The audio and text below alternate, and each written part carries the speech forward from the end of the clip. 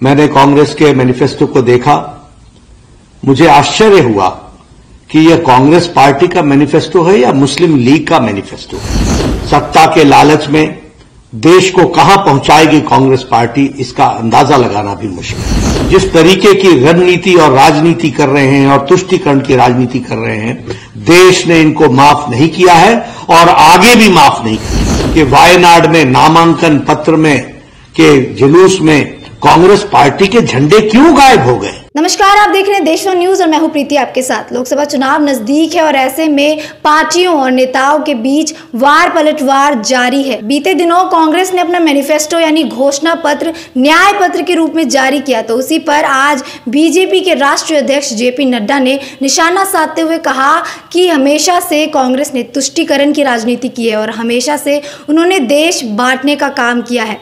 उनके मैनिफेस्टो और मुस्लिम लीग के मैनिफेस्टो में कोई अंतर नहीं है। आइए पहले उनके बयानों को सुनते हैं।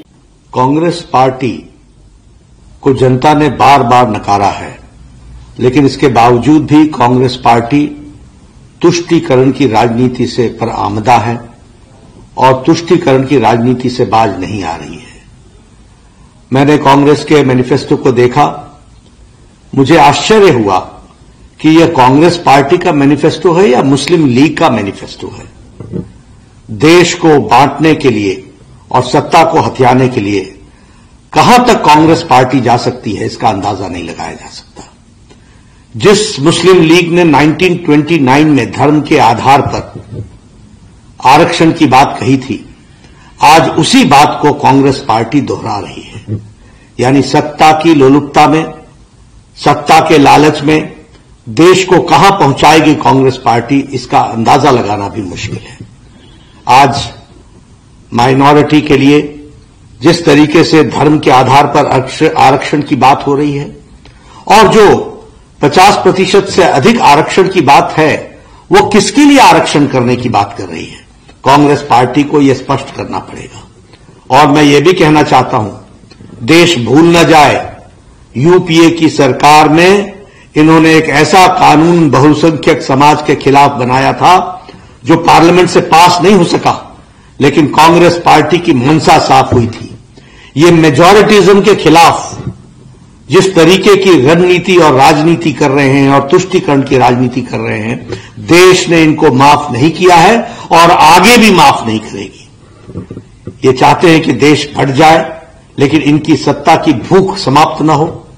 मैं यहां यह भी कहना चाहता हूं, मुझे राहुल गांधी जवाब दे कि वायनाड में नामांकन पत्र में के जुलूस में कांग्रेस पार्टी के झंडे क्यों गायब हो गए। ये तुष्टीकरण की राजनीति कहां तक जाएगी। सिर्फ मुस्लिम लीग को भाए ना, इस कारण से कांग्रेस पार्टी अपने झंडे तक को हटा दे। यह देश बांटने की जो चाल है और तुष्टीकरण के आगे जो घुटने टेकने का इनका रवैया है, इसको देश माफ नहीं करने वाला है। कांग्रेस को अपने घोषणा पत्र के अंदर जिस तरीके से तुष्टीकरण के बारे में उन्होंने कहा है और जिस तरीके से उन्होंने आरक्षण के बारे में कहा है, उसका स्पष्टीकरण देना पड़ेगा। देश जान को बताना पड़ेगा कि देश में इस तरीके की राजनीति जो सत्ता के लोलुपता में आप एक समाज को बांटने का प्रयास कर रहे हो, उसको देश कदापि माफ नहीं करेगा।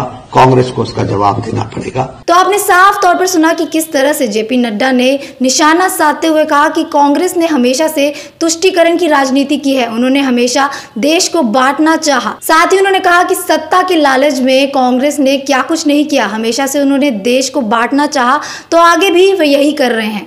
साथ ही उन्होंने तंज कसते हुए कहा कि देश ने कभी कांग्रेस को स्वीकारा नहीं है, देश हमेशा से कांग्रेस को नकारते आई है और आगे भी ऐसा ही होगा। अब देखना होगा कि इस पर आगे कांग्रेस की तरफ से क्या कुछ पलटवार होता है और आगे वे इस पर क्या कुछ कहते हैं। ऐसी तमाम खबरों के लिए आप बने रहें देश न्यूज के साथ। धन्यवाद।